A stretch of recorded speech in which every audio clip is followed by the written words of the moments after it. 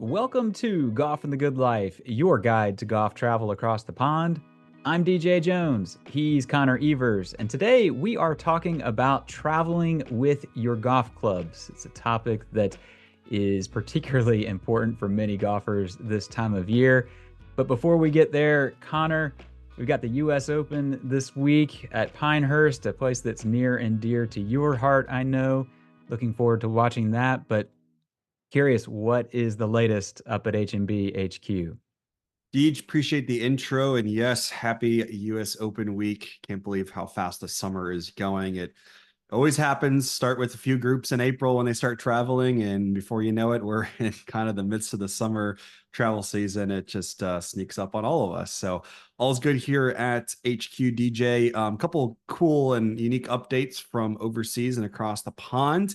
More specifically to the Portrush, Northern Ireland area. So there's going to be a few new lodging opportunities up in the area. The club at Royal Portrush has recently introduced the Rosses, which is some lodging that's actually going to be on the course, as well as the Dunluce Lodge will be up there as well. So some cool lodging opportunities that'll be, like I said, in the Portrush area that's right next to kind of the course. And our friends at Marine and Lawn are also in the works of another property as well.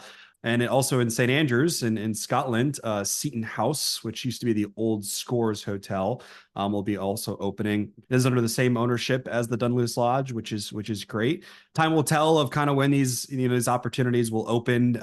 It's kind of a little up in the air, if you will, but we'll keep all of our listeners up to date whenever that occurs. So that's kind of the update from over there. And we've also a few shout outs to a couple of my groups that have traveled and returned from overseas, from Westchester Country Club, Prairie Dunes Country Club, Country Club of the Rockies, as well as Bellerive.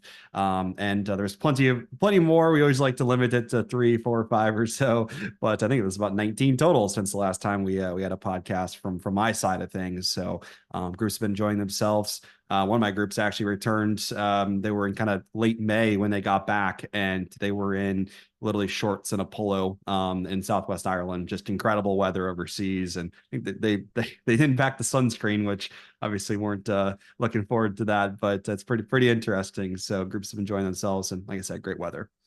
Yeah, well, great stuff all around. Like you say, awesome to hear of, these new lodging options have been coming online or at least have been announced in Portrush for over the last year or two. And, Royal Portrush itself announcing the Rosses was just kind of one more. So we felt like it definitely needed a mention. I am actually planning to get over in the fall to have a look at a couple of those firsthand. So we'll hopefully have more for you on that later in the year. But before we get to the episode for today, also have to give a quick shout out to Nick Ehrlichman, PGA from Old Sandwich Golf Club. Nick had a hole in one on the fifth hole at Royal Lytham in St. Anne's. It was the last round of their trip, so definitely went out on a high note. Round of applause there, Nick. Way to go. But back to the episode. Like I said earlier, we are talking about traveling with your clubs.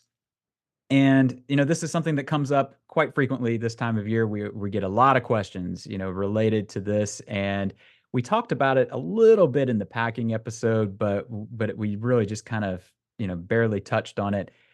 This was partially inspired by what has to be the most unbelievable story that I have ever heard, at least in my 10 years with H&B, as it relates to something that happened on one of our trips. We're going to share that story with you later. It's kind of mind-boggling, but believe it or not, it ties in to packing your golf bag. And so, but we'll get there eventually. But Connor, one of the first questions that we're often asked, and it starts at the very beginning, is what kind of case should I use? Should I get that hard shell plastic case or a soft cover bag? What do you recommend? What are your thoughts on it? I think we all actually are in agreement on this one. Yeah, we are. Definitely our suggestion. My suggestion, a lot of people's suggestions, is a soft case. Everyone on our team, when we travel with our golf clubs overseas, definitely use a soft case when going over. It's just easier logistically, and it's not as bulky as we talked about. DJ and I were we were mentioning. I used to have a hard case. This thing was the is an atrocity. I mean, it was huge. It is literally in like three different like plastic sleeves, and they all kind of came together. I know some that it kind of folds like a book. The nice thing is there's structure to it, but there's not so much movement in it where you can add things. So again, the reason why is the soft is you can add a bunch of different materials. I mean, I've actually done a trip once. The first time I went to Scotland, I flew from Ireland. I literally packed my like 5 or 6 days worth of clothing in the golf travel bag just because there's that so much space. Now, I wouldn't suggest doing that, but there is, like I said, enough room because of that soft case. Usually, again, you have room for merchandise or anything you want to bring back, keepsakes. Usually golf clubs, if you're in kind of a Jones bag or a one strap bag, a couple pairs of shoes. I mean, with the bag itself, it's 25 to 30 pounds. So you have another 20 pounds or so to add some things, like I mentioned. And, that hard case, you just have a little bit, you just have a constructive space. And the one company that, does a really great job is Club Glove. They have three different sizes. I was looking up their site. They used to have, I think it was like small, medium, extra large or something like that, but now it's college, pro, and tour traveler. College is what I would say. It's a smaller one, still room for area, but I have the extra large. It may be the tour traveler pro. I don't really know, but mine's enormous case, and you can put tons of stuff in it as well. And they do give you, I think it's called the stiff arm or something like that, but that is what saves golf clubs. Essentially, it's kind of a pole that goes right into your clubs in your bag. Looks like a club. It goes up to the top and save your space for your driver and everything. It's kind of protective. And the first thing that gets hit if your heads go straight onto the plane or coming off. So definitely use that when traveling as well with a soft case. But that's our suggestion. Yeah, absolutely. And it also comes down to, if you think about hotel rooms in, the UK and Ireland, they're generally quite a bit smaller than we're used to here. And so you get over there, and if you've got this big, bulky, plastic case, you got nowhere to put it. At least with the soft cover bag, you can fold it up, you can, put it off to the side. It's easier on the coach or in your rental car, in between rounds. You don't have this big giant plastic thing that you're kind of stuck with. But yes, I also have the Jones bag. I think, or not the Jones bag, the Club Glove bag. And I think I have the second one, the second level, whatever they call it these days, and it's done great. We're often asked, though, how do you then pack that bag? What tips do you have? And a lot of this is going to come down to common sense. It is easy to go overboard. I mean, I understand they're your sticks, there's your prized possession. You want to protect them, but do you need to go to Staples and buy an entire roll of bubble wrap? Maybe not. I mean, do whatever's going to make you comfortable. My approach, first off, is you always want to take your smallest golf bag. So if you have a lightweight Jones bag or a Pinghofer or something along those lines, leave the staff bag home. As we've said so many times, the best caddy gets the lightest bag. Leave your heavy one at home. You don't need it. If your club heads happen to come off, especially with your driver and so forth, like Connor mentioned, take them off, put the club heads, in the bag or what have you. It's one less thing to potentially break. Like Connor said, the Club Glove bag, at least, this stiff arm contraption mine did not come with that years ago when I bought it, so I actually don't have one. But yeah, it helps keep the top of the bag nice and rigid, so that if anything falls on it, or if the bag goes off the plane head first, it's protected. But of course, you're going to want to try to do something to protect the club heads a little more. What I usually do, I don't know what you wanna call this method, but I take my rain gear and I wrap my pants around the clubs, and then I wrap my jacket around the clubs, and I've got this nice, pillow, if you will, wrapped around all of the golf clubs, and then I take either the rain cover, that you might use, say, if you're on a cart, or I also have this nylon shoe bag, and I pull that over the top of the clubs as they're wrapped up. And then I just take a couple towels that I'm going to usually take anyway, because you want to wipe down your clubs and grips and so forth, especially if you got wet out on the course. And I wrap those around the middle of the bag, and I mean that's kind of it. Knock on wood, I've had no problems with going this route. Now, could you go and get some kind of bubble wrap or something particular? Sure. Again, do what makes you comfortable is, I guess, really what it comes down to, but there's not a whole lot to it.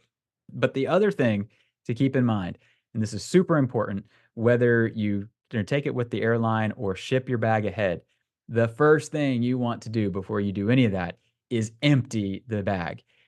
All of those course guides and old scorecards and old gloves that are stiff as a board now, get it all out of the bag. Every ounce that you save is important, but it also is important because you want to make sure you don't have anything that you shouldn't have in your bag when you go to travel. The most common culprit is a cigar lighter. I cannot tell you how many of our members have had their golf bags stuck in customs, usually when they're shipping, because they had a lighter in their bag, or coming home, resist the temptation to put that bottle of whiskey in your golf bag. It is going to get flagged and you'll potentially have a problem from there. But Connor, that then does kind of tie into the next main question that we run into, and that's, do I take the golf bag on with the airline or do I ship it ahead? And we have some thoughts on that for sure. Yeah, it's a good question. Get it all the time, and it's a fair question. And the answer is more: here are your risks. Here are what we've done in the past. Here what we're seeing, and you kind of make a decision from there. It's not a do this or do that. It's kind of up to you. But and the reason why I say that is there's just risks to both options. Specifically last year, early in the early travel season in 2023, a lot of the golf club travel companies were having some issues specifically with customs. I had one of my groups, their clubs were delayed. I mean, 6 days or so into their trip. I mean, they essentially used rentals for majority of their trip, which is, unfortunate. They have golf shoes in there and everything, and had to buy essentially golf attire for some of their trip as well. So ended up getting a lot better over the course of this season, but there is kind of the risk to that as well. And if you do put it on the plane as well, there's also the risk of it being delayed or missing a connection or what have you. And if you do ship your clubs, it's just a few things to consider. As DJ said, and I'll reiterate it, make sure everything is out of your bag. I mean, I would literally take everything out and start over. Make sure those cigar lighters, as he said, we had a group, I think it may have been, can't remember if it was 2022 or 2023, but it was, again, stuck at customs. And one of the notes on the sheets was there was a cigar lighter in there, and it just delays things. So again, I would literally just take everything out and start over. Biggest suggestion when it comes to that, if you do decide obviously to bring them over, no matter if you bring them in the plane or ship them. And things have gotten to better, like I've mentioned. A group that their clubs actually arrived to Dornoch Station up in the Scottish Highlands 4 days before they got to Scotland. So great news on that, specifically for this year as well. And I would also just consider at least shipping them over for your, going over to make sure they're there. Again, the nice thing about shipping them as well is you can get a full tracking, status on where they're at. The airlines have gotten really good at it, but when you do ship them, you can kind of know if they're there, prior to leaving for your trip as well. And the other big suggestion is, the companies are going to say, hey, ship them on X date. They're going to be there at X time.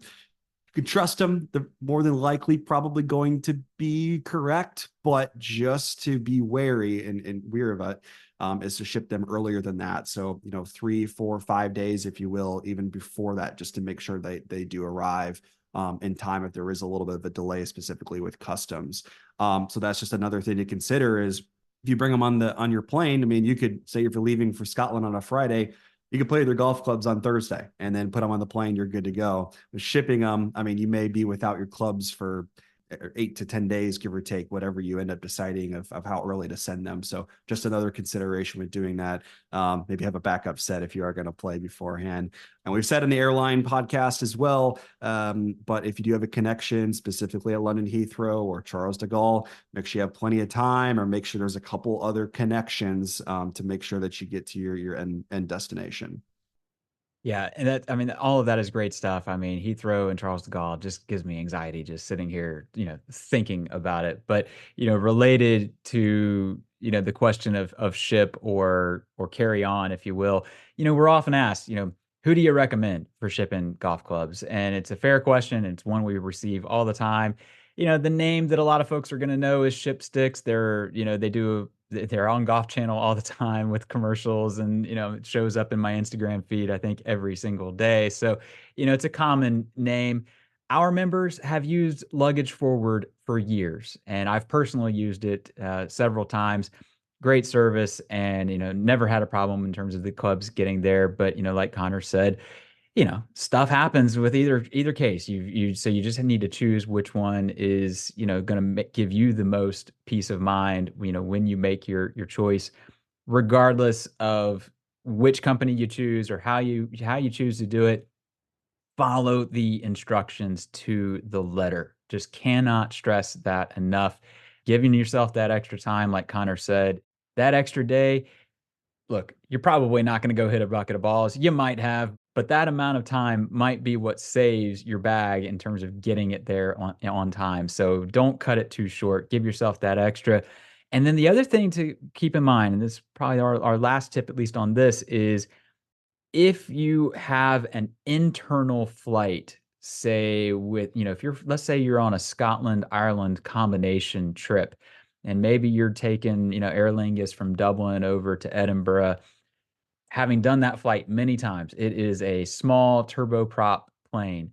And those smaller flights, or those regional type flights, they're going to all use primarily those smaller aircraft. And some of them are going to have limitations in terms of how many golf bags they can accommodate on the flight. Logan Air in particular, I had a flight with them last year, and it said right on the website, if you're traveling with golf clubs, you need to let us know, and you have to like reserve your club's spot because they can only hold so many. So really double check your flight. If you're taking BA from Heathrow up to Inverness or something, more likely you're going to be fine. But just really double check the airline's instructions as it relates to that, and double check the fees. You might find in the end that for an extra $100 or something like that, you could have shipped the clubs and not had to think about it at all. And relieved yourself of the whole stress of getting it through the airport and so forth. But our last tip as it relates to traveling with your clubs is to use an air tag. And we have talked about this so many times. We talked about it on the packing episode. The joke that we always say is that if your golf clubs go astray, there's a pretty good chance that you're going to have a better idea on their location than the airline will. Well, earlier in the episode, we mentioned an unbelievable story. And I get goosebumps just thinking about the story. I cannot believe that this actually happened on one of our expeditions. But Connor, we had a member. I'm going to let you actually tell the story because you know the ins and outs a whole lot more than I do. But believe it or not, it all comes down to an air tag.